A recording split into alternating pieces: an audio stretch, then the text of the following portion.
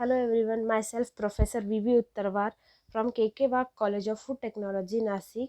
So here I am with a new video on legumes and oilseed technology. In last video we have seen that what are the legumes, then the types of legumes and uh, their morphology of legume seeds.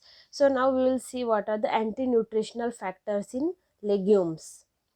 So here I am beginning with what is meant by anti-nutritional factor. Anti-nutritional factor, also called as ANFs, by definition are those biological compounds present in human or animal foods that reduces nutrient utilization or food intake, thereby contributing to impaired gastrointestinal and metabolic performance. So here nothing but such a chemical compound which prevents availability of nutrient to the body, means absorption of nutrient. It is quite hard to the body, or generally it is not done. That's why there is a indigestion of this food material can be happen, and so it contributes to the gastrointestinal diseases and also metabolic performance. So such compound are called as anti-nutritional factors. So what are the mechanism of anti-nutritional factor? Generally there are two mechanisms that act as a toxicants in human body. So the first one, the bioavailability of nutrient in food is affected by some naturally occurring chemical compounds present in it. The chemical compounds include plant phenolics, dietary fiber, phytates and oxalate. The bioavailability of minerals, vitamins and protein are limited by dietary fiber. Plant phenolics bind with proteins and make them unavailable for the digestion. So what are the chemical compounds? That is, phenolics are there, dietary fibers are there, phytates are there, oxalates are there. So these are some compounds found in plant. So these compound and also minerals and vitamins.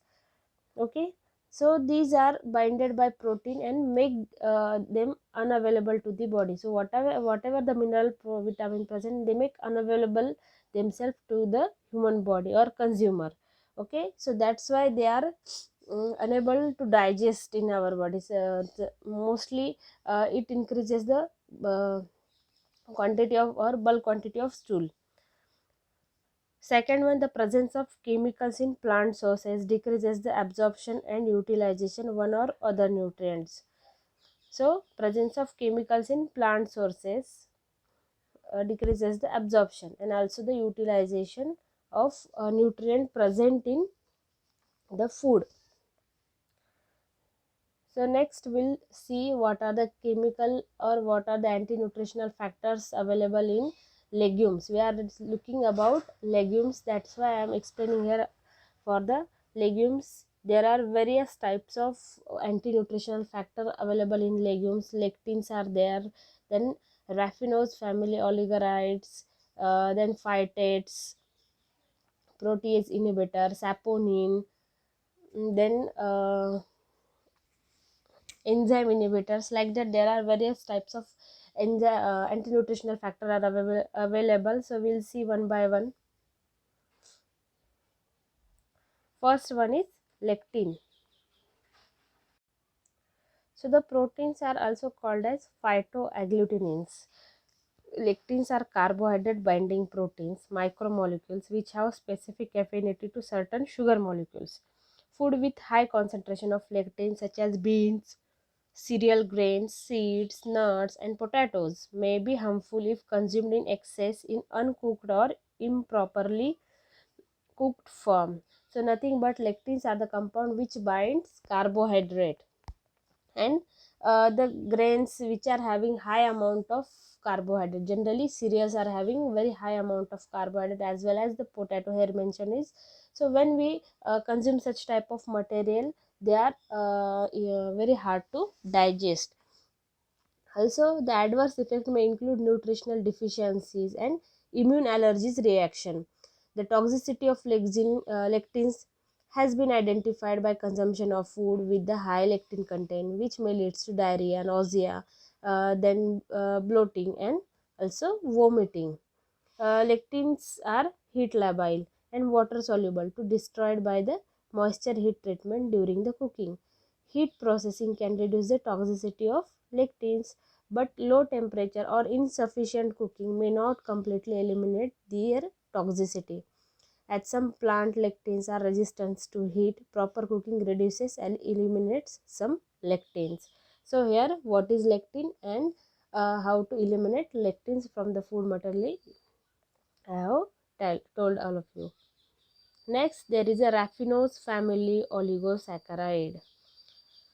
So it is nothing but the oligosaccharide family.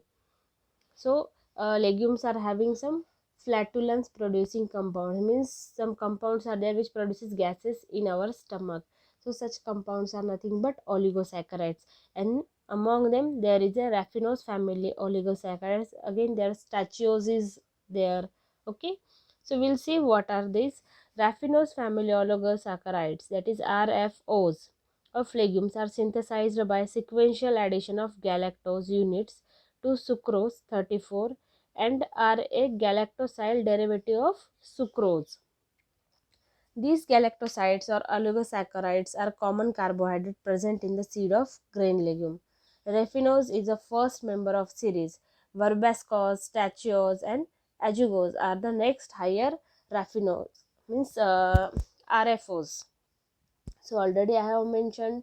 Then RFOs of legume produces flatulence. Human do not have the enzyme alpha galactosidase to cleavage the galactosyl linkage, and the interact oligosaccharide is not absorbed by the digestive tract. So what is this? When the human, generally human don't have the enzyme alpha galactosidase, so for the cleavage of a galactosyl link, whatever uh, in legumes there is a galactosyl link is present. So for the breakage there is alpha glycosidase enzyme is required. So this is not found in human. Okay, so that's why there is a these linkage are intact to the oligosaccharides, and that's why they are not absorbed by the digestive tract.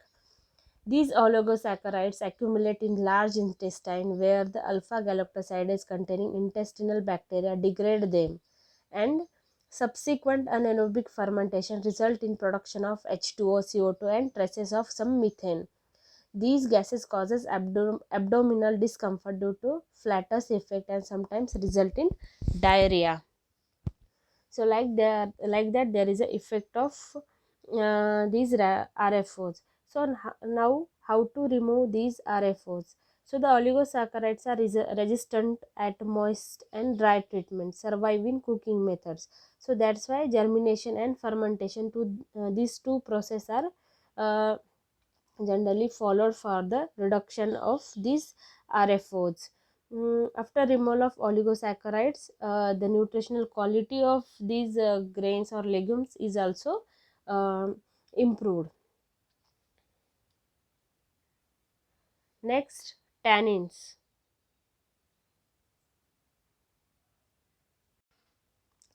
Tannins, also called as polyphenols, is known to form complex with proteins under certain pH conditions.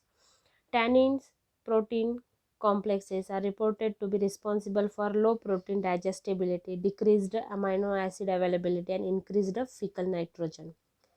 These complexes may not be dissociated and may thus be uh, excreted with the feces. Among pulses, pigeon pea, urad bean, and pea have higher tannins in seeds. White seeded variety of uh, Phaseolus vulgaris are containing almost negligible tannins, while colored varieties contain large quantities of tannins. So basically, what is tannin? Tannin is a compound which form complex with protein. Nothing but it binds the protein at certain pH conditions. And generally, what is the effect of this tannin is responsible for low protein digestibility, means the compound or the food material having high amount of protein, so that is inhibited or that is not digested by the because of the tannins. So Because of protein availability, also there is a decreased amino acid availability to the body, and though they are not digested, so that's why they are increasing the fecal nitrogen and quantity also. uh, Also, tannins form complexes with protein, carbohydrate, and other biomolecules in the food, as well as with certain ions such as iron. The greater tendency of tannin to form complexes with protein rather than carbohydrates and other food polymers is attributed due to hydrogen bonding affinity of carboxyl oxygen of the peptide group. So generally this is about the tannins. So how to remove tannins from the food? So the dehulling eliminates about 68 to 99% of tannin in the seed. Soaking of seeds before cooking is common household practice and used to soften the texture and hasten the process of cooking. Leaching of tannin increases with the time of soaking in distilled water. So rising period of soaking from 6 to 12 and 18 hours further reduces tannin content in fruit. Next, phytates. So what are the phytates? The seeds such as nuts, edible seeds, beans, legumes and grains store phosphorus as a phytic acid. Uh, when phytic acid is bound to a mineral in the seed, it known as phytate.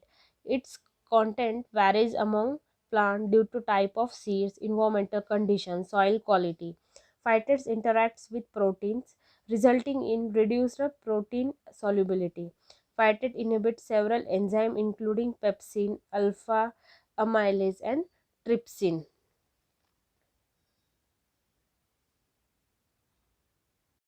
So these are compounds, or this is a chemical compound or acid called as phytic acid. When it bounds to the minerals, it's called as phytate, or if the form is called as phytate. uh, these phytates also interacts with proteins, resulting in reduced protein availability also. Then phytate inhibits several enzymes including pepsin, alpha amylase and trypsin. So there is effect on enzymes also. The method of removal for the phytate is simply cooking the food with reduced simply cooking method is best for the reduction of these phytate, and it will be more effective when there is sprouting is carried out.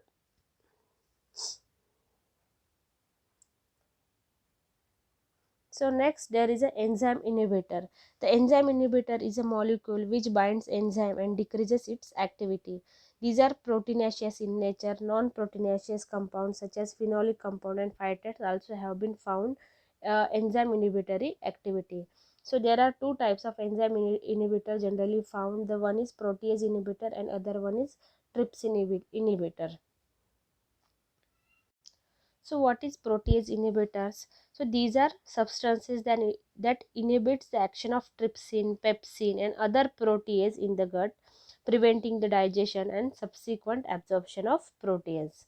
The protease inhibitors that have also been isolated from legumes and also fall into two main categories. Then uh, next one, that is a trypsin inhibitors. What are the categories we'll see? That is protease inhibitor categories, that is uh, Kunitz inhibitor and Baumann-Birk inhibitor. So these two categories of protease inhibitor. Next there is a trypsin inhibitors are found in foods. Generally trypsin inhibitor is found in soybean. So the trypsin reduces the biological activity of trypsin inhibitor. Okay, so the trypsin inhibitor reduces the biological activity of trypsin. Trypsin is an enzyme involved in the breakdown of many different proteins, including as a part of digestion in human and other animals.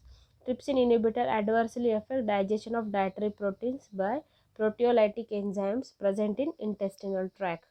So the method for removal of trypsin inhibitor is just sprouting of these legumes. So these all are about anti-nutritional factor. These are here I am mention only 4 to 5, and remaining we will see in next part. So be connected for the next part of anti-nutritional factor. Thank you.